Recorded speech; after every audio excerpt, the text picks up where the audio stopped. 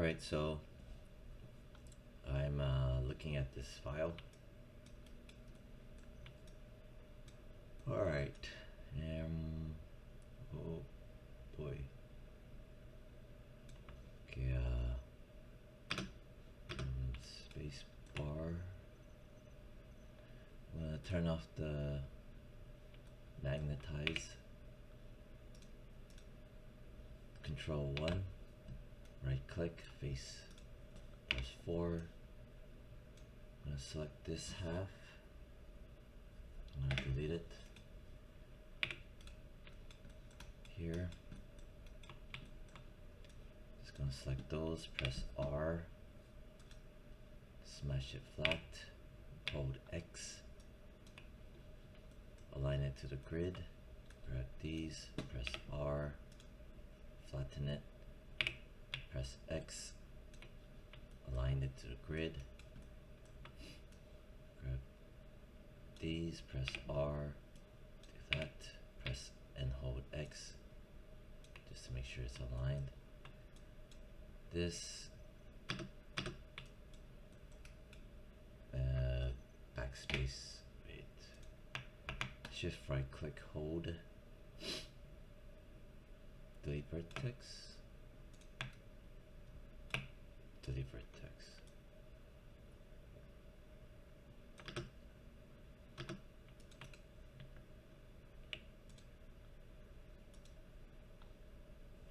Hide that. Alright, so for this one, this here is a shift right click, merge to center. Okay. This tells me there's, oh, you gotta be careful on this. Grab them, shift right click, merge to center. Yeah, you got multiple. Yeah, this has to be really careful here.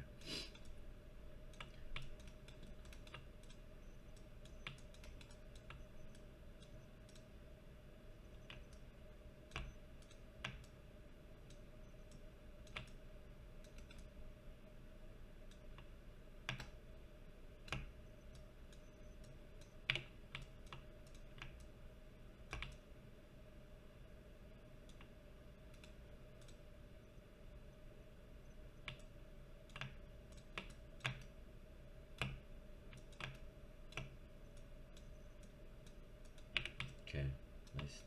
Touch that up. I'm gonna grab all of it. Shift right click, merge vertices, merge vertices.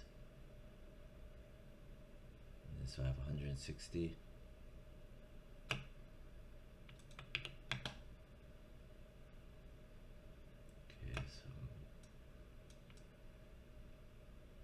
so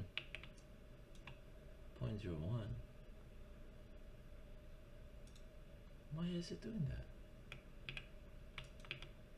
That shouldn't be happening. That's bizarre.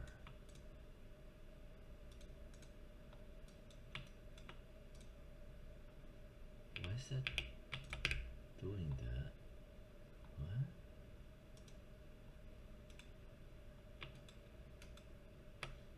Delete history. Freeze transform.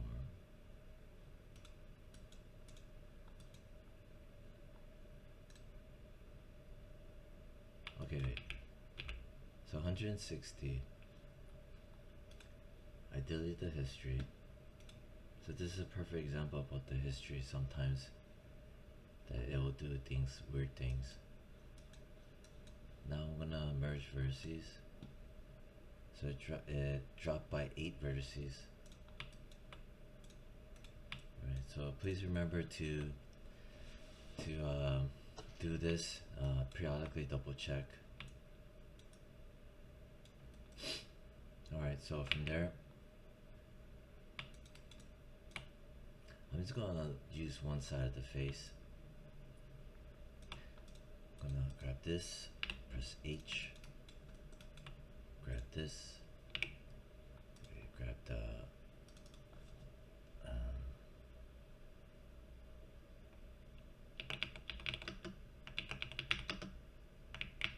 I'm just gonna name it Dense Mesh AI. Turn on the magnet, grab the quad draw, modeling toolkit, quad draw. Alright, I'm gonna get rid of this, and this, and this,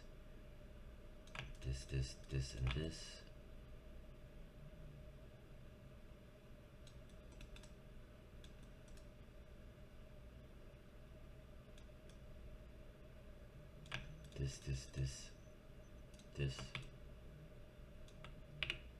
Oh, what was that?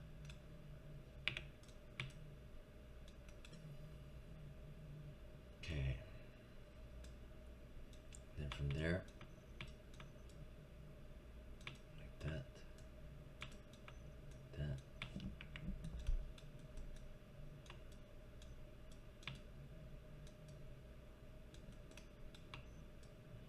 It's going too far up the base of the stem, and then this part, gonna kind of block it in. Well, can do that. Control, holding control, put one down. The faces, train tracks are don't make it too wide. I'm gonna put one here, holding control, there.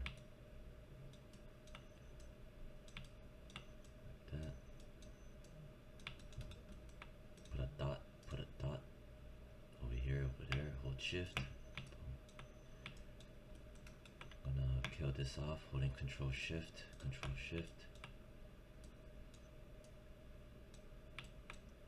Hold shift. Okay.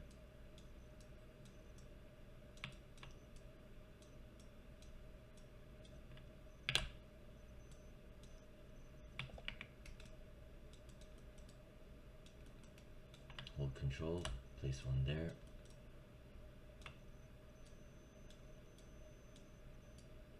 Alright, so this shouldn't go across. It needs to wrap around the ear like a socket. 1, 2, 3, 4.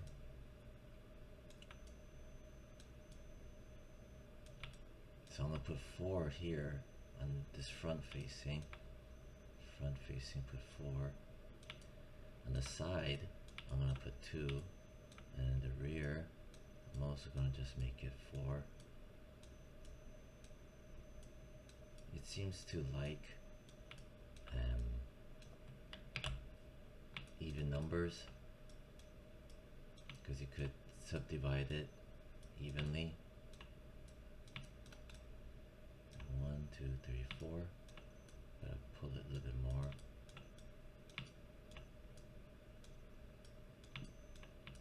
1, 2. For the ear side wall. 1, 2, 3. 1, 2.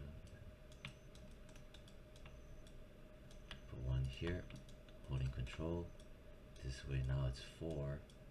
1, 2, 3, 4. There you go.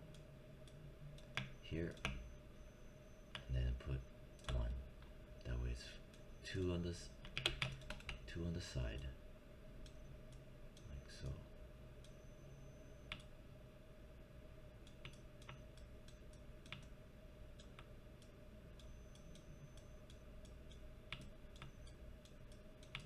There, and then that wraps around into 4 in the front. 1, 2, 3, 4. 2 on the side. 1, 2, 3. 1, 2, 3, 4. There. Also, the spacing of the polygons are important. Alright.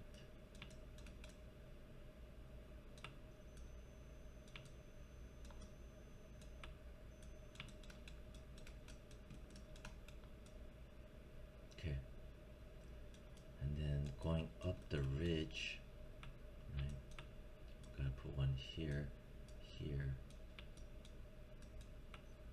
side profile that there has to be train tracks. Like that.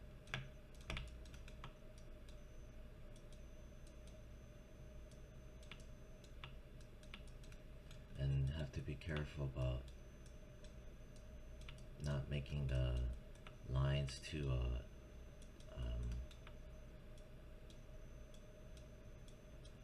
too stretched out or too skewed, like things like this, like over here. But the eye socket has to be shaped first. Wait, this thing has textures. I need the textures for this. Because the textures help so much.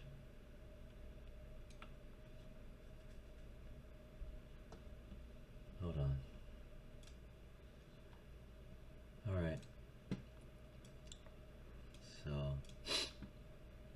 textures.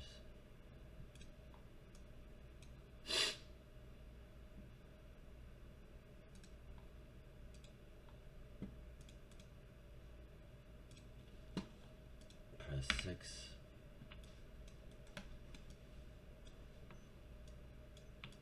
So you want to be careful about where it's doing too much things like that.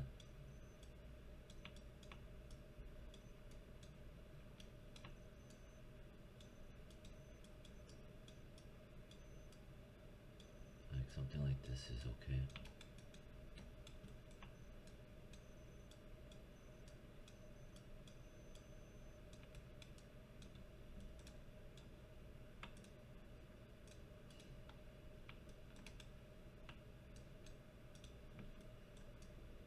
Okay.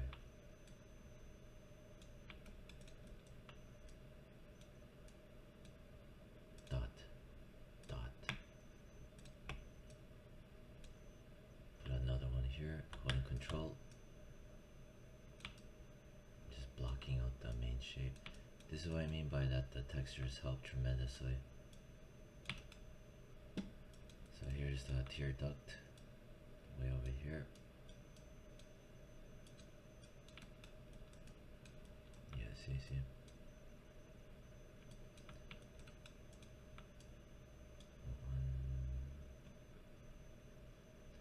One, two, three, 4, 5, 6, 7, 8.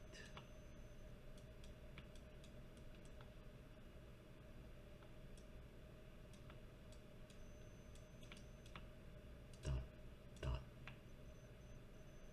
Whoa, what the hell?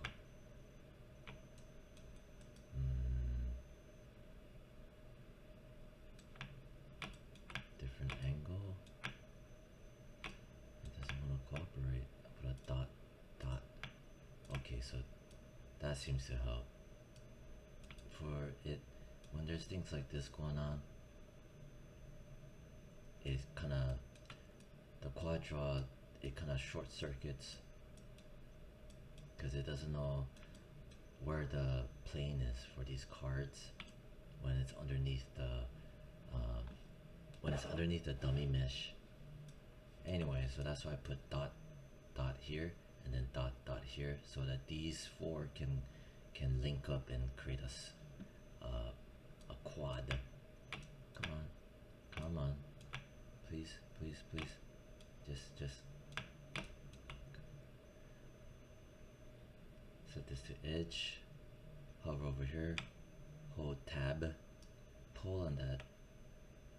There, now it's gonna connect. Yeah, sometimes you have to coax it because it's just being stubborn right there. Come on.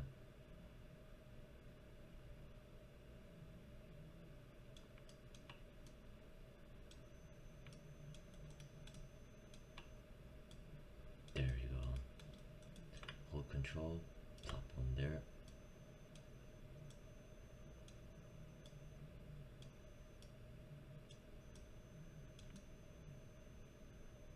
See what's happening. It's latching onto here. For whatever reason, this shader,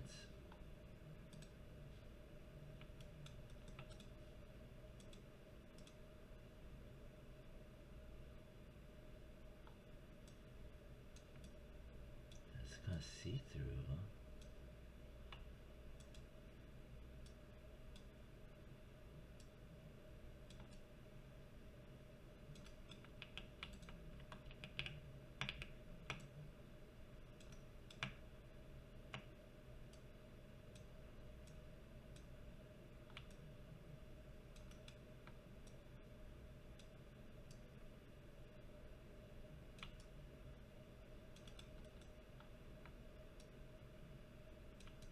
Okay, that seems to kind of help a bit. Okay.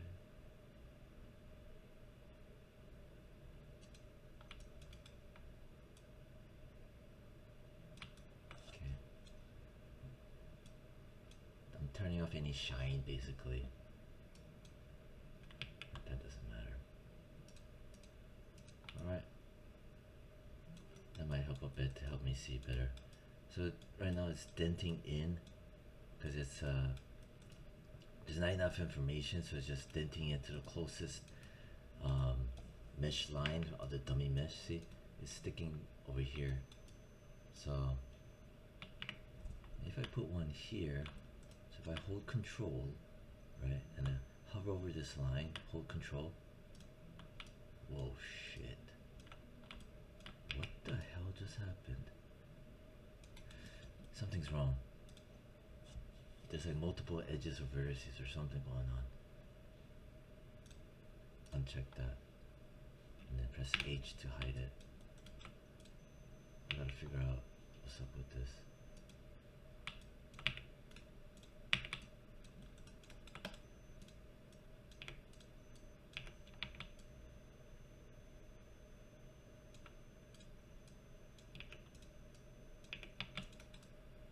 Strange.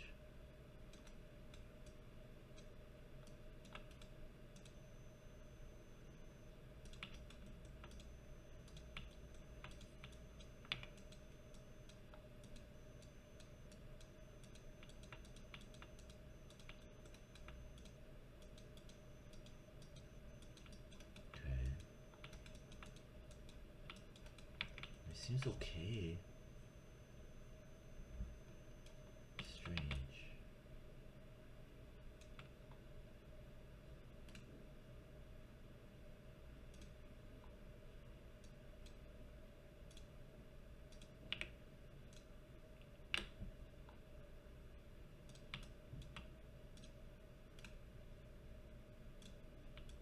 So now I'm gonna grab this.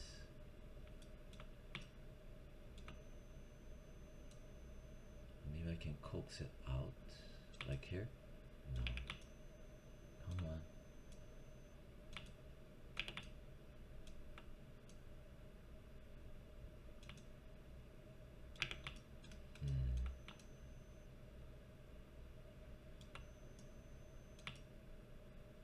Okay, that helped a bit.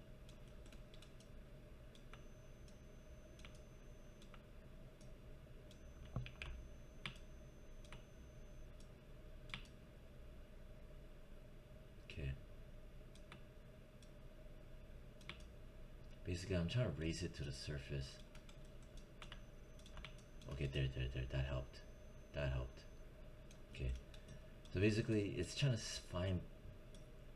find a reference point to stick its little points onto the dummy mesh, and then I had to kind of coax out the outer edges like how I just did a moment ago, like this. And then after I put this edge loop here, and that popped out everything just right instead of smashing it into everything else. Okay. Right. So the issue is that as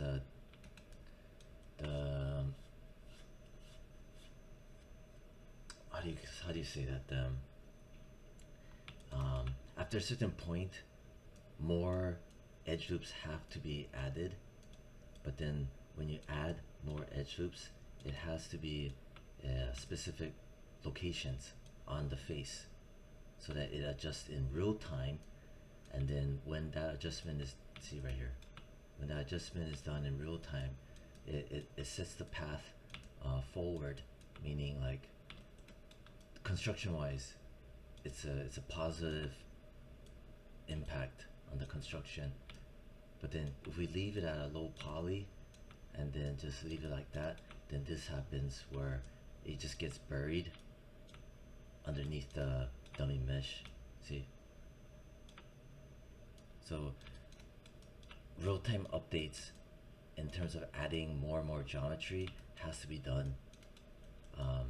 Yeah, like I'm doing right now, because it needs the information in order to pop out. If not, it's gonna stay buried, and then when you try to add more information later, it just spazzes out. That's why. So I had to pause the video for a moment. That's why I put all of these over here, because it shows us what needs to be done. It gives you clues, right? Like the train tracks. That's why when I tell the class about this, but unfortunately, oftentimes, very few literally take the time to like seriously study it, because it's absolutely necessary. Because you're studying anatomy, but also studying sculpting, but with 3D as your medium.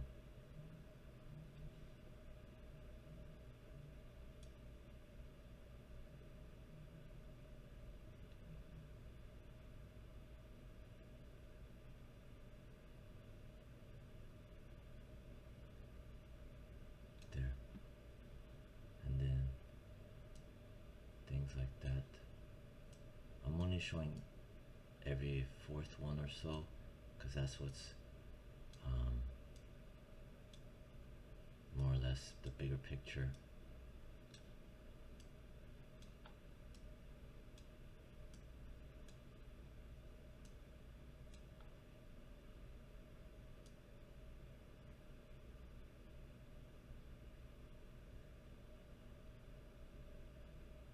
There you go. So this is just one example of like, say, studying it, and then at the same time I will look into finding cartoon character, cat-like characters that are CG, right? Would be a Pixar or Disney character, and they will show the 3D mesh, and then you use that as a base to study off of. It has to be done. There's no other way. Put one. Okay, see right here, it's kind of folding already right here, see? So I have to kind of coax it out, meaning that to let it rise to the surface, but it's still doing things like this at times. And then I'm going to draw this in. This dot here, clear dot. I think I'm going to put one here. I think I'm ready for that, because it needs it actually. See? That's what I mean by. And then every time you put one, you have to go in, touch it up.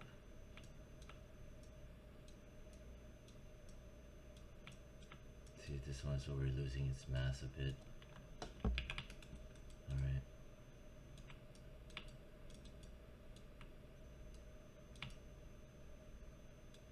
Like, I more or less know what to do, but that's because I spent dozens and dozens and I don't know, at least a couple hundred hours total, at least, over the years. And each time I study and look at base examples and see how they approach it, things like that.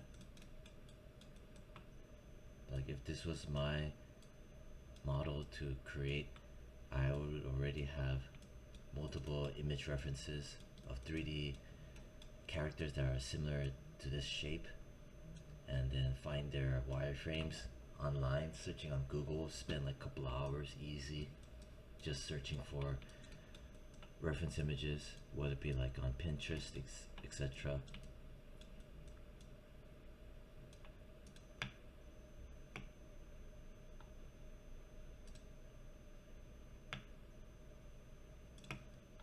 dot here to help to merge it, because when situations like this, when it becomes really stubborn, you have to kind of work around it, kind of cheat your way or be clever with it. Anyway, put a dot here, combine that. This one here looks like it's already, you know, needing extra loop because it's doing this, which is not good. So at a certain point, more resolution has to be added. But before even adding that resolution, meaning extra lines, the mesh has to be cleaned up in real time, like how I'm doing now.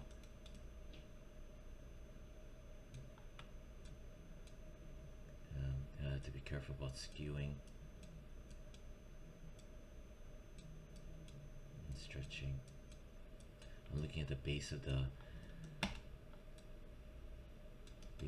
muzzle. I'm lining that. Well, the one you had previously was still good. Let me just pull it back a bit.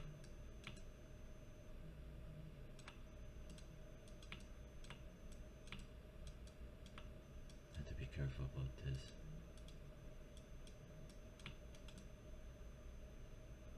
I'm gonna put one here because it already needs it.